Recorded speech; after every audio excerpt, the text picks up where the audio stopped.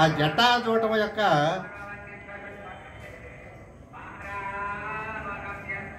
పరమార్థం ఏంటంటే ప్రకృతి యొక్క నియంత్రణ, తపస్సు, నిరాసక్తి వీటిని తెలియజేస్తాయి జటాజూటం.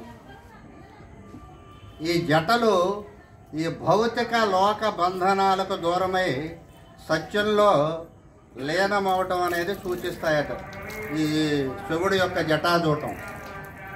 తర్వాత గంగాధరణ ఉంటుంది, అంటే తలపై గంగ. గంగ అనగా మనకు సూచించేది ఏంటంటే జ్ఞానము, పవిత్రత. ఈ మనసులోకి జ్ఞానం ప్రవేశిస్తే మన జీవన శుద్ధి వస్తుందని సంకేతంట.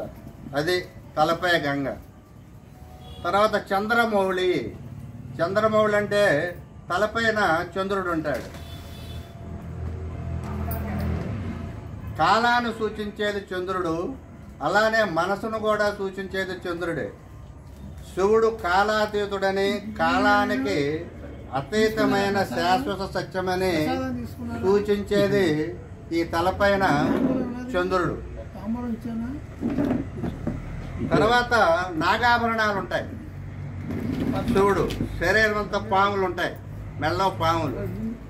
ఈ పాము అనగా ఏంటంటే ఈ సర్పాలు ఇంద్రియాలకి, ప్రాణశక్తికి సంకేతం.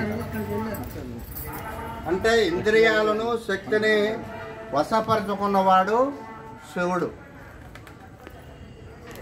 ఆ సర్పాలు దానికి సంకేతం. తర్వాత రుద్రాష్టమాల. రుద్రాష్టమాల రుద్ర అక్ష అంటే రుద్రుడు యొక్క కంటి నుంచి వచ్చింది రుద్రాష్టమాల. అక్ష అంటే కన్ను, రుద్ర అంటే కంటిలోంచి కారిన కన్నీటి చుక్క నుంచి ఏర్పడింది రుద్రాక్ష. అది దాని అర్థం. శివుని కన్నీరు నుంచి పుట్టినవి రుద్రాక్షలు. ఈ రుద్రాక్షలు భక్తి, తపస్సు, ఆత్మశుద్ధి, దైవ అనుగ్రహాన్ని సూచిస్తాయి. తర్వాత కట్వాంగం అంటే భుజం మీద కటకం, త్రిశూలం, ధమరకం ఇవన్నీ ఉంటాయి. ఈ త్రిశూలం ఏంటంటే సృష్టి, స్థితి, లయ మూడుటిని సూచిస్తుంది. మూడు ఉంటాయి కదా త్రిశూలానికి, 3 శూలాలు, అందుకనే త్రిశూలం అని పేరు. సృష్టి, స్థితి, లయ ఈ మూడింటిని సూచన త్రిశూలం. అలానే ఢమరకం. ఈ ఢమరకం నుంచి వచ్చే నాదం ద్వారా విశ్వ సృష్టిని సృష్టిస్తాడు శివుడు. తర్వాత పులి చర్మం ధరిస్తాడు. ఈ పులి చర్మం కామ, క్రోధ, లోభ, హర్షద్వర్గాల్ని పోగొట్టడానికి సంకేతం. అంటే వాటిపైన ఆధిపత్యం కలిగి ఉన్నవాడు శివుడు. ఆ హర్షద్వర్గాలను మనలో పోగొట్టేవాడు శివుడు. తర్వాత భస్మధారణ, విభూది. శరీరం అంతా విభూది ఉంటుంది. ఈ విభూది యొక్క గుర్తు ఏంటంటే మన శరీరం, ప్రపంచంలో మన శరీరం అక్షరమని గుర్తు. అంటే జీవితం చివరికి భస్మమే అవుతుందని సూచన.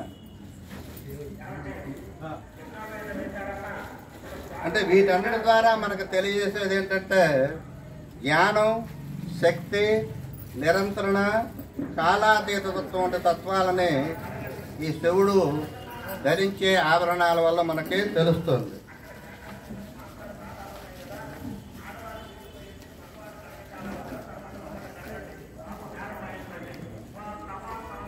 తర్వాత శివ కుటుంబం. ఆభరణాల గురించి మనం తెలుసుకున్నాం. శివ కుటుంబం ఈ బ్రహ్మ, విష్ణు,